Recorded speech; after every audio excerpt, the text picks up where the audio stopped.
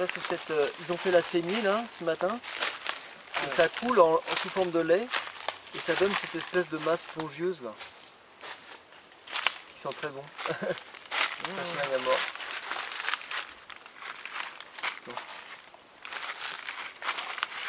Alors en fait, contrairement à une idée reçue, c'est que c'est pas la sève de l'arbre. Je me sens braqué là.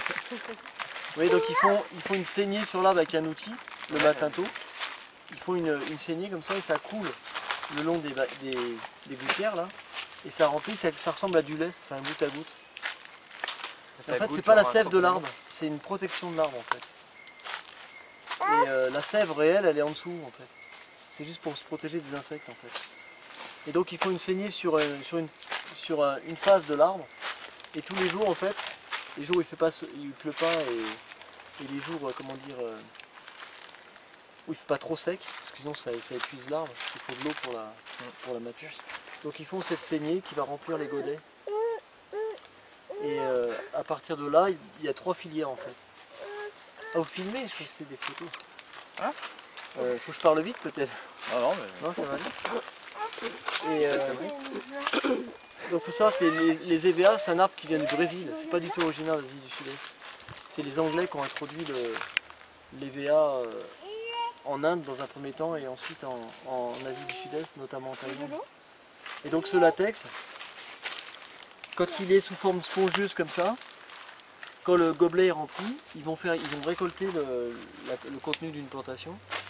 Et cet agglomérat, là, cette espèce de matière spongieuse, c'est envoyé dans des centrales. Et ça va être rebroyé, ça va être nettoyé, filtré, etc. Et c'est ce latex précisément qui va servir à faire les pneus d'avion. Les pneus, pardon. Enfin la gomme. Et justement, donc entre parenthèses, les pneus d'avion, c'est 100% latex. On n'a pas trouvé de matériaux susceptibles d'absorber la chaleur et le choc. Et en fait, c'est le latex qui est une matière noble, en fait, c'est végétal. On l'utilise souvent pour des trucs un peu subalternes, comme les pneus, les préservatifs qu'on va jeter, les gants de chirurgie qu'on va jeter, etc. Et en fait, l'an passé, j'ai rencontré une jeune nana qui est venue ici, qui est designer, et qui, elle, veut essayer de le mettre, l'élever à un truc un peu plus noble, quoi, essayer de faire des objets sympas avec. Pas forcément du jetable. Donc ce latex, il peut être aussi récolté liquide. C'est-à-dire que le matin, donc quand ils ont fini les saignées, plutôt que de laisser coaguler, ils vont venir dans les plantations et on voit les bouteilles au pied des arbres qui sont jetées là-bas. C'est des bouteilles d'ammoniac. Et en fait, ils vont verser quelques gouttes d'ammoniac et ça va maintenir le latex sous forme liquide. Et ce latex-là, après, donc, il est récolté dans des sacs étanches et c'est emmené dans des centrales aussi où ils vont stocker le latex sous forme liquide. Et ce latex-là va servir justement pour faire les gants, la chirurgie, les préservatifs, enfin tout ce qui va être trempé en fait dans le... Et plein de choses, enfin les caoutchoucs. Enfin...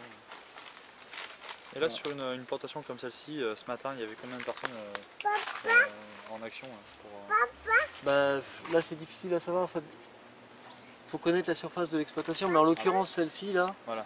ils sont à peu près une dizaine à travailler dessus. C'est ça, 10 personnes pour... Ouais, donc ils se lèvent le matin très tôt, vers 3-4 heures du matin, pour profiter de la fraîcheur. Et d'autre part, ils profitent aussi du... Les arbres, soi-disant, donnent plus de latex la nuit. Ils sont plus... La nuit, ils régénèrent un petit peu et du coup, on récolte à ce moment. Et là, on s'approche doucement de la saison sèche, les feuilles tombent. Et là, ils vont arrêter de récolter. Parce que ça affaiblit trop l'arbre. Donc pendant la saison sèche, en fait, les arbres ont un peu de répit. Et pendant la saison des pluies aussi. C'est que quand il pleut, l'eau coule le long du tronc et ça fait dégueuler le latex, donc il ne le récolte pas.